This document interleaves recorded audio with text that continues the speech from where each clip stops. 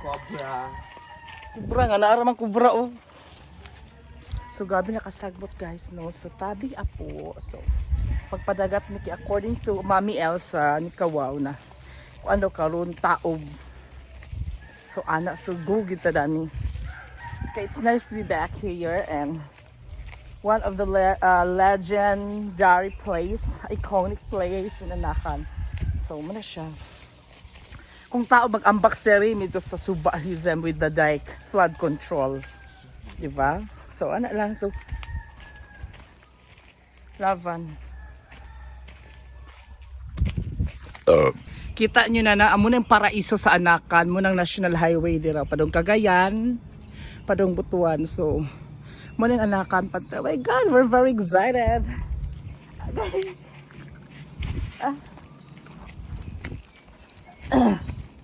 Okay. Happy na good, almost there oh. Oh, pana. Mangita lagi shortcut.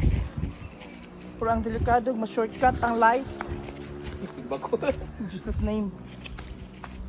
Guide us, Lord. So almost there na.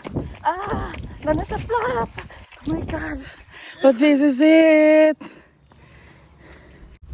Blessed Sunday everyone. So kung maka-blessed Sunday mo lagi gasimba earth lang so Kawaw and Kabagtak on the mixed tandem gid me para diri maganhimi sa dagat kay ingon magid siya check out tao correct legit gid nga tao gud siya si pakita na ko ang vibes sa dagat na mo diri as of August of 2026 so na flood control diri o di ba ang dahon o nangalaya hizam na so this is the vibe so among suba the iconic sa pantalan sa Anakan o Alcon sa una Anakan Lumber Company so this is it wow grabe ka paraiso gid no so dili white sand pero oh my God limpi gid among dagat makaingon jud kog naawa na agid na si Kabagtak ug na si Kawaw mga ligo unta mi pero wala man nagligo kay nag-eksena rami ana gid ang labanan to sa life diba bato the iconic nga bato dahon ra na siya sa kuan so very clean gid siya clean gid ang tubig ug ang suba ug ang dagat sa pantalan sa Anakan Camiguin Island, the island born of fire, da kuyawan.